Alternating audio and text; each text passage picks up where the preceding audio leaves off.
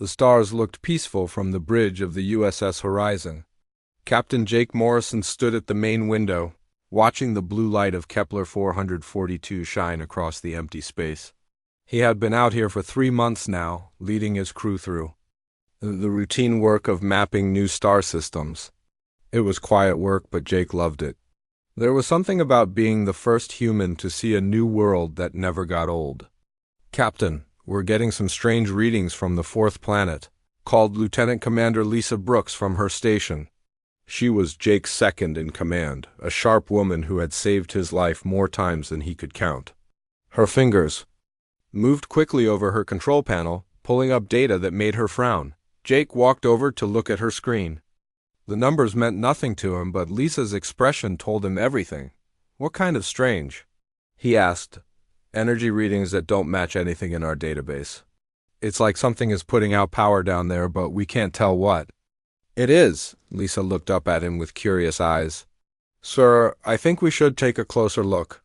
Danny Walsh, the chief engineer, spoke up from his corner of the bridge. "Could be natural. Some planets have weird magnetic fields that mess with our sensors." Danny was a practical man who had fixed every broken thing on the ship at least twice. He didn't like mysteries that couldn't be solved with tools and hard work. "Maybe," Jake said, but he was already thinking about landing parties and exploration gear. "Amy, are you picking up any signals from the planet?" Communications Officer Amy Carter shook her head. "Nothing, sir. It's quiet as a grave down there. But these energy readings Lisa is showing me are definitely not natural. This is something made by someone." Jake felt his heart speed up. In all his years of space exploration, he had never found proof of alien life. Humans had been spreading across the galaxy for over a century, and they had found plenty of planets that could support life, but never any signs that someone else had been there first. "Lisa, prep a landing shuttle. Danny, I want you to check all our equipment. Amy, keep monitoring for any signals." Jake turned to face his crew. "We might be about to make history." Dr. Elena Martinez appeared on the bridge just as Jake was giving orders. She was the ship's expert on alien archaeology, a thin woman with sharp eyes who had spent her whole career hoping to find exactly what they might have just discovered. "Captain, I couldn't help but overhear.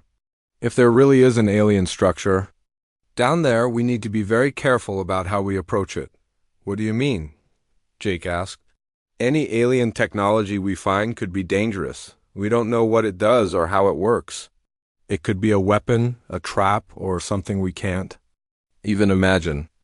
Elena's voice was serious, but Jake could see the excitement in her eyes. "But if we're careful, this could be the discovery that changes everything for humanity." Jake nodded.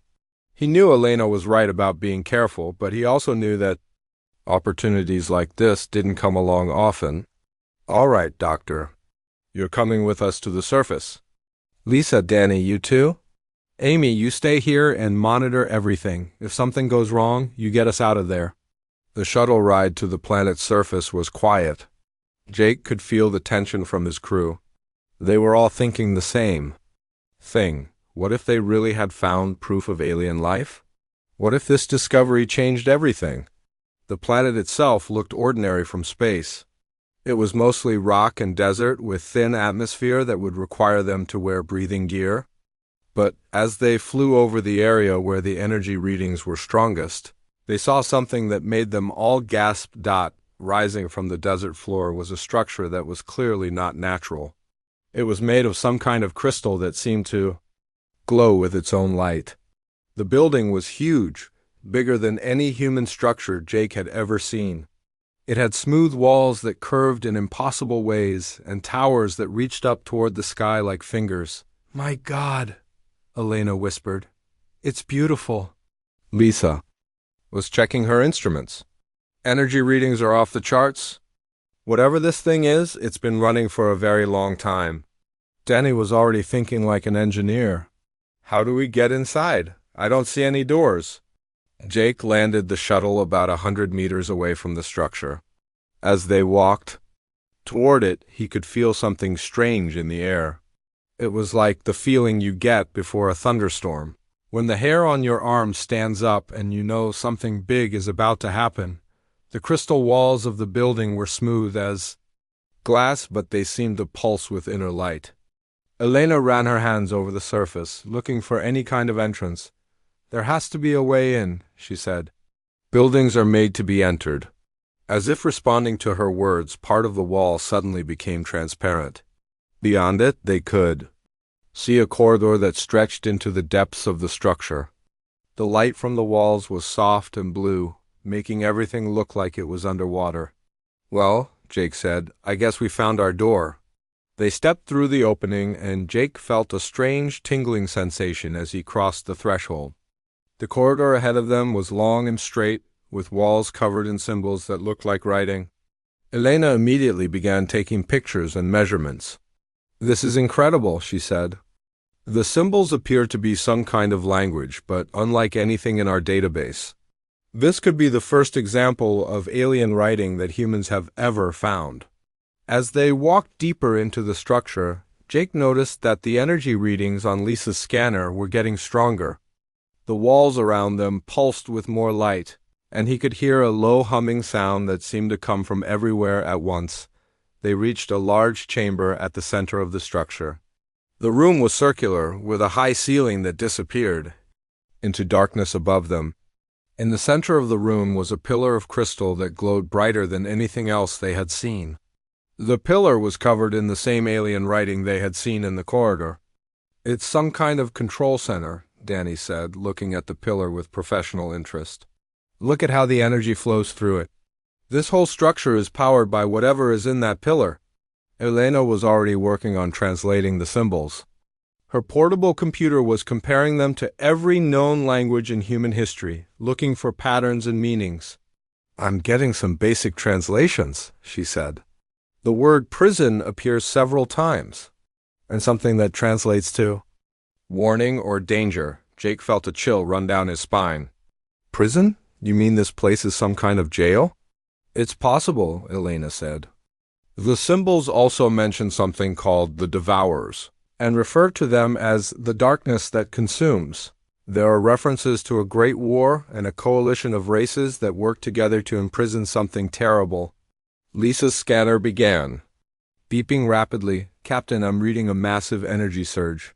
Something in this structure is waking up." As if her words had triggered something, the pillar in the center of the room suddenly flared with brilliant light. The humming sound grew louder, and Jake could feel vibrations through the floor. The alien writing on the walls began to glow brighter, and new symbols appeared that Elena had never seen before. "We need to get out of here," Danny said. But it was too late. A beam of light shot out from the pillar and up through the ceiling, disappearing into the sky above. Jake realized with growing horror that they had just activated something that had been sleeping for who knows how long. "What did we do?" Lisa asked, but none of them had an answer. The light beam continued to pulse upward, sending a signal out into the darkness of space. Somewhere in the void between galaxies, something ancient and terrible received that signal, and began to stir after millions of years of waiting. The prison that had held the Devourers for eons had just announced that it was weakening, and the guards were long dead. Humanity had just made the biggest mistake in its history, and they didn't even know it yet. 3 months had passed since Captain Jake Morrison and his crew discovered the crystal structure on Kepler 442b. They had returned to Earth with their findings, and the discovery had caused excitement throughout human space. Scientists were calling it the greatest archaeological find in human history. The first proof that intelligent aliens had existed in the galaxy. Jake sat in his quarters aboard the USS Horizon, reading reports from the research teams that had been sent to study the structure. Dr. Elena Martinez was leading the translation effort, working day and night to understand the alien language. So far they had learned that the structure was indeed a prison, built by a coalition of alien races to contain something they called the Devourers. The reports made Jake uncomfortable. The more the scientists learned about the Devourers, the more worried he became. According to the translations, these beings had consumed entire star systems before being locked away. The prison had been designed to hold them forever, but Jake couldn't shake the feeling that activating that beacon had been a terrible mistake. His concerns seemed foolish when he read the official reports. The structure was stable, the energy. Readings were normal, and there was no sign of any danger. The scientists assured everyone that the beacon they had accidentally triggered was just a recording device, designed to log visitors to the prison. Nothing more. Jake wanted to believe them, but something felt wrong. The first sign of trouble came from the outer colonies. Mining Station Alpha 7 stopped responding to communications. The station commander, Captain Bill Rogers, had been scheduled to check in every 12 hours, but 3 days had passed without any contact. When a rescue ship arrived at the station, they found it empty. Not destroyed, just empty. Every person on the station had vanished without a trace.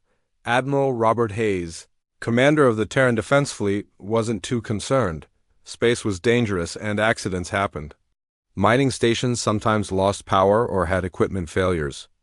The rescue team found no signs of violence or struggle. It looked like the crew had simply walked away from their posts and disappeared. 2 weeks later, the cargo ship New Hope failed to arrive at Mars Colony. The ship had been carrying supplies and new colonists, including families with children. Search teams found the ship drifting in space, its engines cold and its crew gone. Like the mining station, there were no signs of a fight. The crew had simply vanished. Admiral Hayes began to worry when the third incident occurred. The research station on Europa, one of Jupiter's moons, went silent during a routine night shift. When the day shift arrived, they found the station operating normally, but every member of the night crew had disappeared. Security cameras showed them working normally one moment, then the cameras went dark for exactly 17 minutes.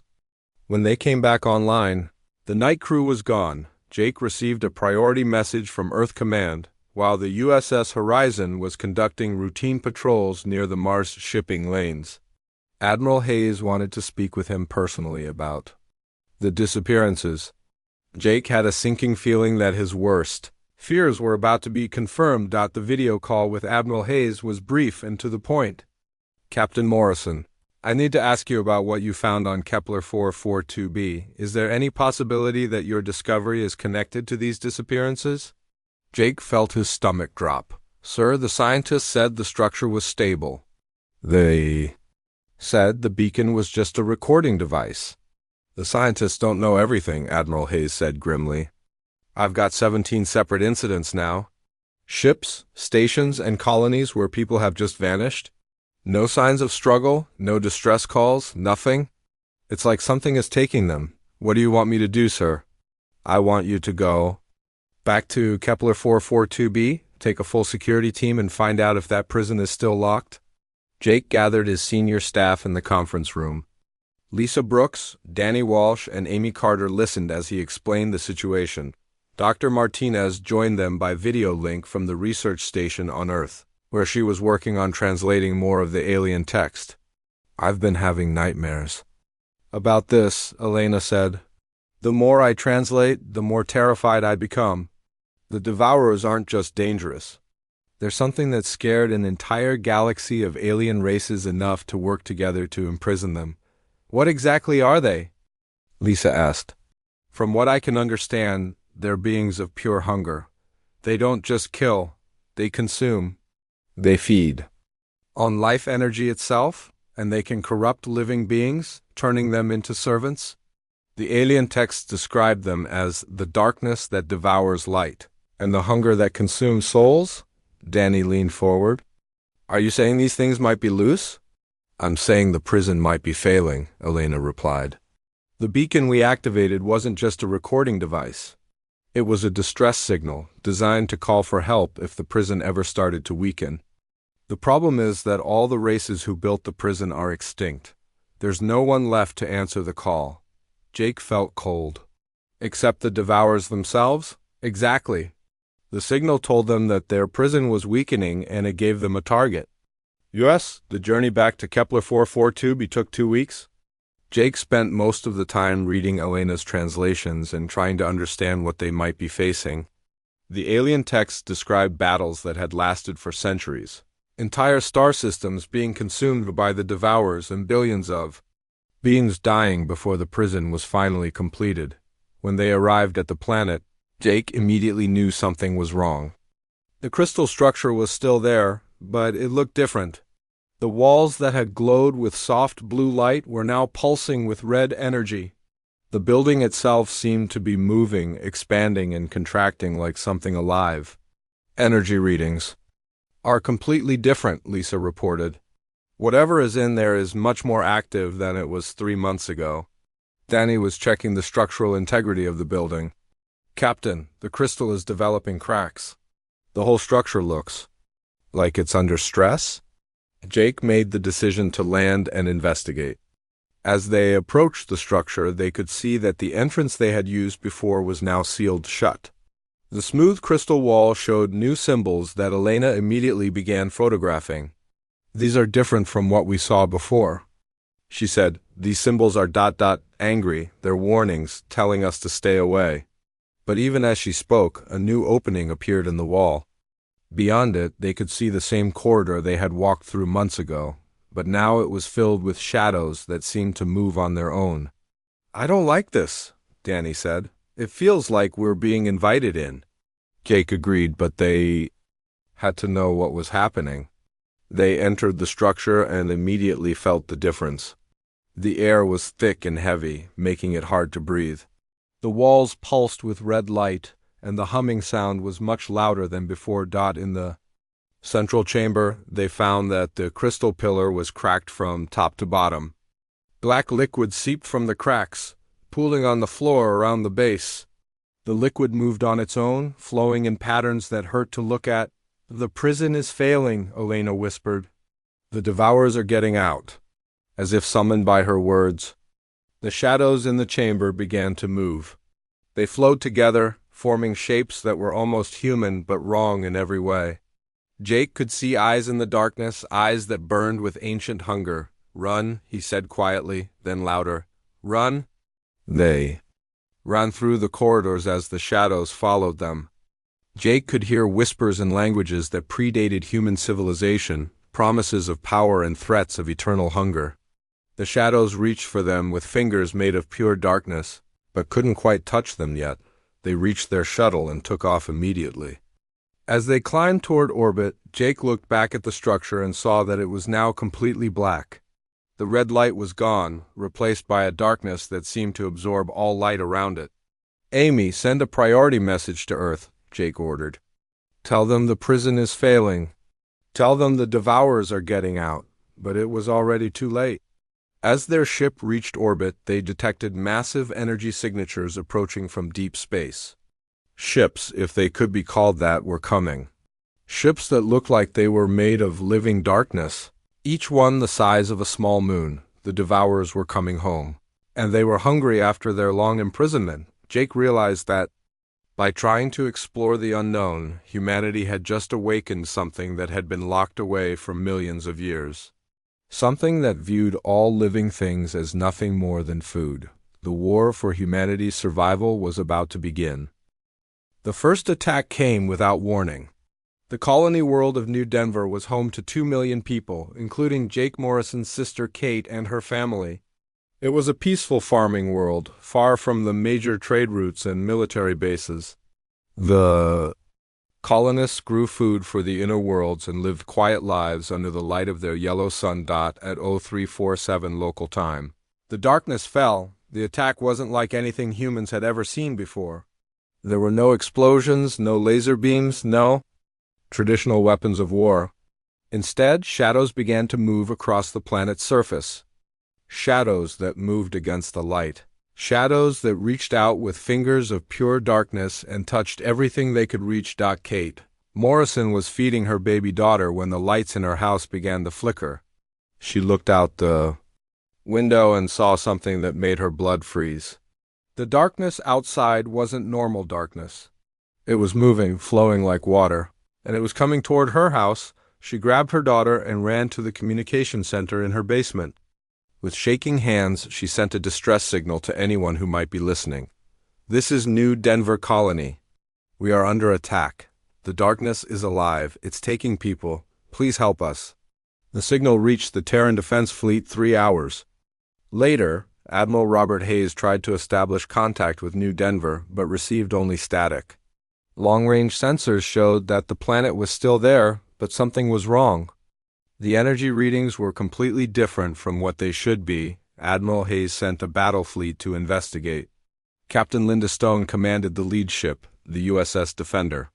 She was a veteran of border conflicts and pirate raids, but nothing had prepared her for what she found at New Denver. The planet looked normal from space. Cities were still lit, the orbital stations were still functioning, and there were no signs of battle damage. But when Captain Stone tried to communicate with the surface, she got no response. The orbital stations were operating on automatic systems, but there was no one aboard them. She sent down a landing party led by Major Chris Taylor. What they found in the capital city was worse than any battlefield. The streets were full of cars that had crashed when their drivers simply vanished. Buildings were intact, but empty. Food was still cooking on stoves, but there was no one to eat it. The landing party found bodies, but they weren't normal corpses. They were empty husks, dried out like ancient mummies. Their faces were frozen in expressions of terror, and their eyes were completely black. Some of the bodies were still moving, but they weren't alive anymore. They were something else, something that served the darkness. Major Taylor's team retreated to their shuttle when the moving corpses began to surround them. As they lifted off, they saw the truth. The shadows were still there, flowing through the streets like black water. The entire planet had been consumed by something that fed on life itself. Captain Stone reported back to Admiral Hayes, "Sir, New Denver is gone, not destroyed, but consumed. Every living thing on the planet has been drained of life. We found evidence of some kind of shadow creatures that can turn the dead into servants." Admiral Hayes felt sick. 2 million people gone in a single night. Any survivors? None, sir. The planet is dead. Within days, more attacks followed. The mining world of Red Rock lost its entire population of 800,000 people. The research station on Titan went dark, and when rescue teams arrived, they found only empty corridors and moving shadows. The trade hub at Alpha Centauri B reported strange energy readings before all communication stopped. The pattern was always the same. The darkness would fall, people would vanish or be turned into empty husks, and the shadows would remain behind like an infection. Worst of all, the corrupted corpses could operate ships and equipment, spreading the darkness to other worlds. General Patricia Stone, Admiral Hayes' sister and commander of the Terran Marine Corps, was given emergency powers to coordinate humanity's defense. She established a crisis center on Earth and began pulling back all human forces from the outer colonies. The plan was to create a defensive line around the core worlds, but it wasn't working. The Devourers didn't attack in straight lines like normal enemies. They could appear anywhere, moving through space in ways that human science couldn't understand. They used something that looked like dimensional rifts, allowing them to bypass human defenses completely. Dr. Elena Martinez worked around the clock to translate more of the alien texts. She had been moved to a secure facility on Earth where she led a team of linguists and computer experts. The translations were becoming clearer, but the news was all bad. The Devourers aren't just predators, Elena explained to General Stone during a video conference. They're a force of nature. They existed before most of the galaxy was even formed. They've consumed entire civilizations, entire star systems. The coalition that imprisoned them included hundreds of different alien races, and it took them thousands of years to build the prison. How do we fight them? General Stone asked. According to the texts, conventional weapons don't work. The Devourers exist partially outside normal space. They can phase through matter, absorb energy, and corrupt living beings just by touching them. The only thing that hurt them was something the texts call soul fire, weapons that attacked their essence rather than their physical form. Can we build these weapons? Elena looked tired and frightened. I don't know. The texts are incomplete, and the technology is beyond anything we understand, but we have to try. It's the only hope we have.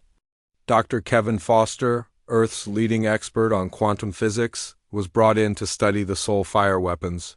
He worked with Elena to understand the alien technology, but progress was slow. The concepts were so advanced that human science had no words for them. Meanwhile, the attacks continued. The industrial world of New Pittsburgh fell to the darkness. The agricultural colonies in the Tau Ceti system went silent. The naval base at Ross 128 reported massive shadow creatures attacking their ships before communication was lost. Captain Jake Morrison found himself in command of one of the few remaining exploration vessels. The USS Horizon had been refitted with the most advanced sensors available, and Jake's job was to scout ahead of the main fleet and provide early warning of Devourer attacks. It was during one of these scouting missions that Jake got his first close look at a Devourer ship. The vessel was enormous, easily 10 times the size of the largest human battleship. It looked like it was made of living darkness, with surfaces that flowed and changed shape. Strange lights moved within the darkness, and Jake could swear he saw faces in the hull, the faces of creatures that had been consumed and absorbed. "Captain," Amy Carter called from her communication station. "I'm picking up signals from that ship. It's not normal radio, it's something else." Jake listened to the signals through his headphones. What he heard made his skin crawl.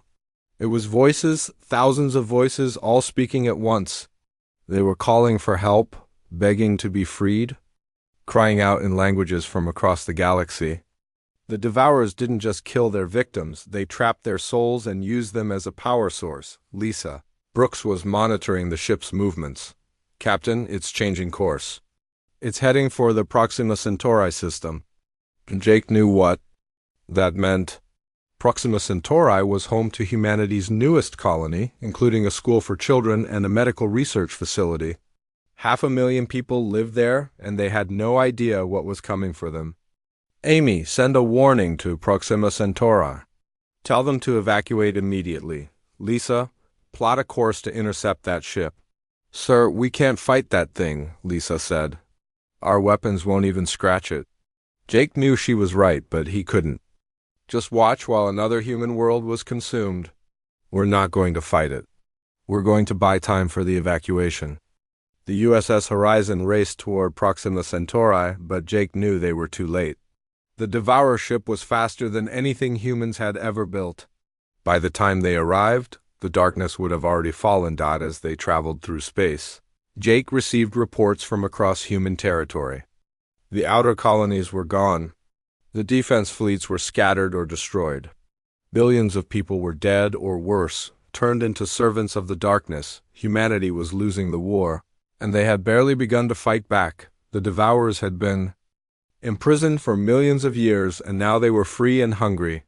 They had found a new galaxy full of life to consume, and they intended to feast until nothing remained. Jake looked out at the stars and wondered if any of them would still be shining when this war was over.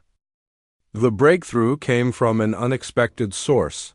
Dr. Kevin Foster had been working day and night to understand the soulfire weapons described in the alien texts, but human science seemed too primitive to grasp the concepts. Then a volunteer. Test subject changed everything. Marine Sergeant Tony Blake had lost his entire family when the Devourers attacked his home colony of New Texas. His wife, his 3 children, and his parents were all gone, consumed by the darkness. When Dr. Foster asked for volunteers to test experimental equipment that might be dangerous, Tony was the first to step forward. "I've got nothing left to lose," Tony told Dr. Foster.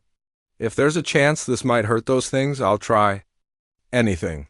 The first test device was crude, built from Dr. Foster's best guess about how the alien technology worked.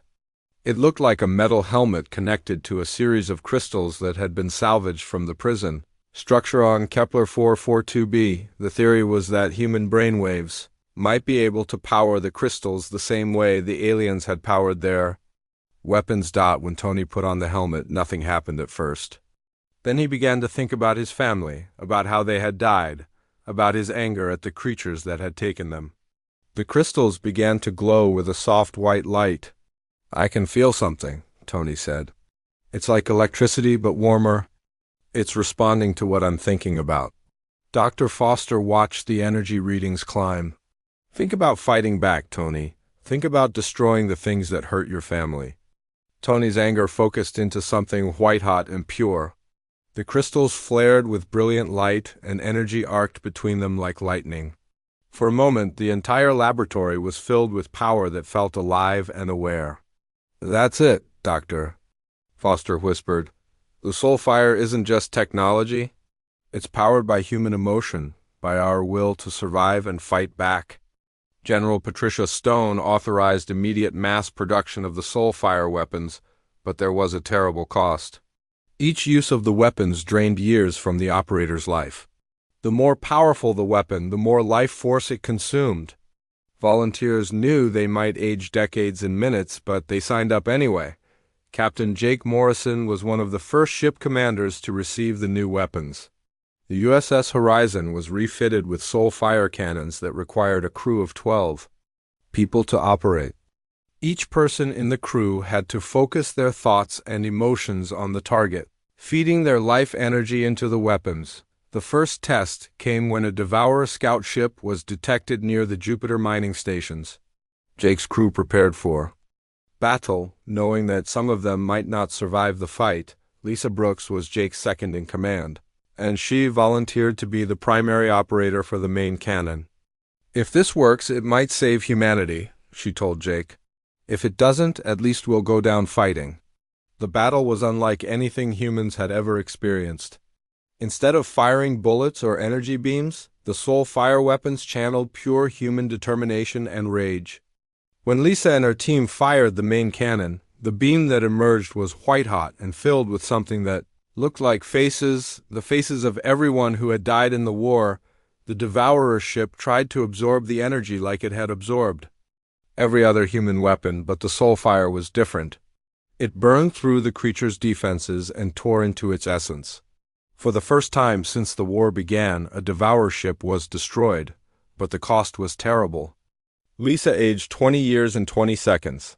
Her hair turned gray, lines appeared on her face, and she collapsed from exhaustion. The other crew members suffered similar effects, though not as severe. "Did we get it?" Lisa asked weakly. Jake looked at the empty space where the Devourer ship had been. "We got it. You did it, Lisa. You actually killed one of them." News of the victory spread through human space like wildfire. For the first time in months, there was hope. The Devourers could be killed, but only with weapons that required incredible sacrifice from their operators. Dr. Foster worked to improve the weapons, trying to reduce the life-draining effects while increasing their power. He discovered that the weapons worked better when operated by people who had lost family or friends to the Devourers. Their anger and grief made the soul fire burn brighter. Admiral Robert Hayes began organizing volunteer crews for the soul fire ships. The response was overwhelming. Hundreds of thousands of people volunteered, knowing they were signing up for what amounted to suicide missions. Parents who had lost children, soldiers whose units had been wiped out, colonists whose worlds had been consumed. They all wanted a chance to fight back. Captain Linda Stone was given command of a squadron of 20 soul fire ships. Her job was to hunt down Devourer fleets and destroy them before they could attack more human worlds. She called her squadron the Ghost Fleet. Because none of her crews expected to survive the war, the first major battle took place near the ruins of New Denver, where Jake's sister Kate had died months earlier. A large Devourer fleet was gathering there, preparing to attack the core worlds of human space. Captain Stone's Ghost Fleet intercepted them. The battle was brutal. The Soulfire. Weapons burned through space like miniature suns, tearing into the Devourer ships and destroying them one by one. But each shot cost the human crews years of their lives. By the end of the battle, most of Stone's crews looked like elderly people, their faces lined with age and exhaustion. "We destroyed 8 of their ships," Captain Stone reported to Admiral Hayes, "but I lost half my crews to age acceleration. The ones who survived won't be able to fight again." Admiral Hayes felt sick. They were winning battles, but at a cost that couldn't be sustained. "How many more fights can we have like this?" "Not many," Captain Stone admitted. "We need something better, or we'll kill ourselves trying to save humanity." The answer came from an unexpected source. Dr. Elena Martinez had been working on a new translation of the alien texts when she discovered something important. The original Soulfire weapons hadn't just been powered by individual emotions, they had been powered by the collective will of entire civilizations. The aliens didn't fight the Devourers ship by ship, Elena explained to the War Council. They built massive weapons that could channel the life force of billions of people at once. Instead of a few individuals sacrificing years of their lives, entire populations contributed small amounts of their life energy. Dr. Foster immediately began working on this new concept. If they could build a weapon that drew power from all of humanity instead of just a few crews, they might be able to destroy the Devourers without killing themselves in the process. The project was called Operation Last Stand. Every human in the galaxy would be connected to a massive soulfire weapon through quantum communication networks. When the weapon fired, it would draw a tiny amount of life energy from every person simultaneously. No one would lose years of their life, but together they would generate enough power to destroy entire Devourer fleets. Jake Morrison was chosen to command the first ship equipped with the new weapon system. The USS Retribution was the most advanced vessel humanity had ever built, designed specifically to house the massive soul fire cannon that would channel the will of the entire human race. As the ship was being built, reports came in of a massive Devourer fleet gathering at the edge of human space. Intelligence suggested it was their main force, the fleet that would attempt to destroy Earth and the other core worlds. If this fleet succeeded, humanity would be extinct within months. Jake stood on the bridge of the USS Retribution, looking out at the stars and thinking about everyone who had died in the war. His sister Kate, the crews who had aged themselves to death operating the soul fire weapons, the billions of people consumed by the darkness. "Captain," Amy Carter called from her station, "we're receiving confirmation from all human worlds. Everyone is connected to the network. We're ready to test the weapon." Jake nodded. "Let's see if humanity's anger is strong enough to burn away the darkness." The test firing lit up space like a new sun, and for the first time since the war began, Jake believed they might actually win. The final battle began when the massive Devourer fleet emerged from the darkness between galaxies. There were hundreds of their ships, each one larger than a human city, all moving toward Earth with the hunger of creatures that had been starving for millions of years. The fleet was so large that it blocked out the stars, creating a wall of living darkness that stretched across space. Admiral Jake Morrison stood on the bridge of the USS Retribution, watching the enemy approach. Around him, his crew prepared for what everyone knew would be humanity's last stand. If they failed here, there would be no retreat, no second chances. The human race would become extinct, just another meal for the Devourers. "All human worlds are connected to the network," reported Amy Carter from her communication station. "Every person in the galaxy is ready to channel their life force into our weapons." Jake felt the weight of responsibility crushing down on him. In a few hours, he would either save humanity or watch it die. The soul fire cannon that filled most of his ship was unlike anything ever built. It could channel the collective anger, grief, and determination of 30 billion human beings into a single weapon of incredible power. Dr. Elena Martinez had spent the last week making final adjustments to the translation protocols. She had discovered that the soul fire weapons weren't just powered by emotion, they were powered by memory. The stronger the memories of loss and pain, the more powerful the weapon became.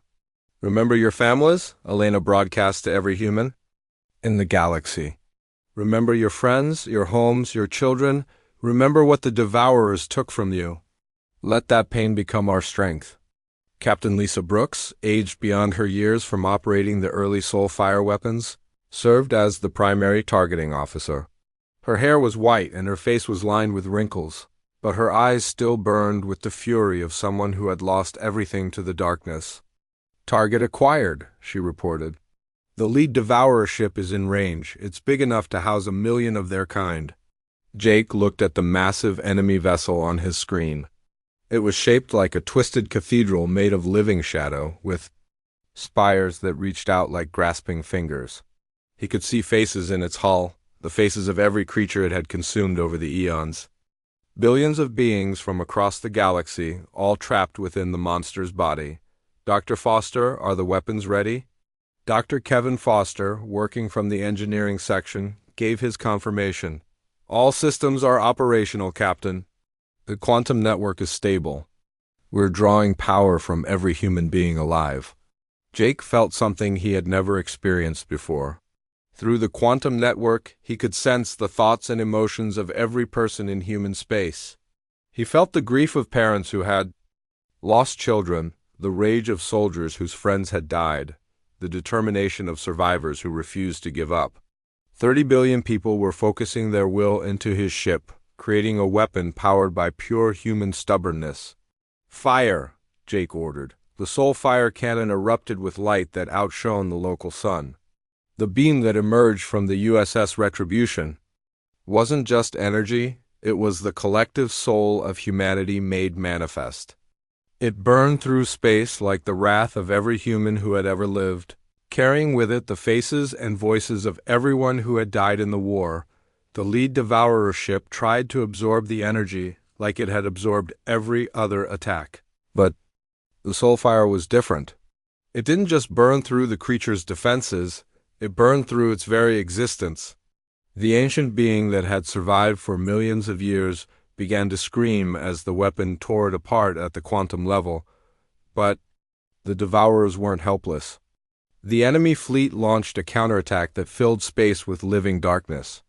Shadow creatures the size of mountains flew toward the human ships, their hunger so intense that it warped space around them. Captain Tony Blake, the Marine who had volunteered for the first soul fire tests, now commanded his own vessel in the battle. His ship was one of the smaller soulfire platforms designed to channel the anger and determination of specific groups of humans. His crew was made up entirely of people who had lost family members to the devourers. "All right, people," Tony called to his crew. "Remember why we're here? Remember who we're fighting for." Tony's ship fired its weapon at a group of approaching shadow creatures. The beam was smaller than the main cannon on the USS Retribution, but it burned just as bright. It carried the focused rage of parents who had watched their children die. And that rage was more destructive than any conventional weapon. The shadow creatures were destroyed instantly, but more kept coming. The devourers had learned to adapt during their imprisonment, and they began using tactics that the ancient aliens had never faced. They started possessing human ships, turning them against their own fleets. "Captain Morrison," Admiral Robert Hayes called over the communication system, "the enemy is taking control of our vessels. They're turning our own people into weapons against us." Jake watched in horror as human ships began firing on each other. The devourers were inside the crew's minds, controlling them like puppets. But even this tactic failed when it encountered the soul fire network. The quantum connection that linked all humans together created a kind of immunity to possession. The devourers couldn't take control of minds that were linked to 30 billion. Others, the battle raged for hours. Human ships were destroyed, their crews dying as heroes, but they kept fighting. Every time a soulfire weapon discharged, it carried the memories and determination of everyone who had fallen. The weapons were becoming more powerful as the battle continued, fed by the growing rage of humanity. Dr. Martinez made a discovery that changed everything. As she monitored the quantum network, she realized that the soulfire weapons weren't just destroying the devourers. They were trapping their essence in the same kind of feedback loop that the creatures used to trap their victims. "Jake," she called over the communication system, "the weapons are doing more than killing them. They're absorbing them. We're turning their own tactics against them." Jake understood immediately. The devourers had spent eons consuming other species, trapping their souls as a source of power. Now humanity was doing the same thing to them, using their own hunger against them. "All ships, focus fire on the largest vessels," Jake ordered. "Let's feed these monsters something they can't digest." The USS Retribution charged its main cannon, again drawing power from every human in the galaxy. This time, the weapon carried more than just anger and determination.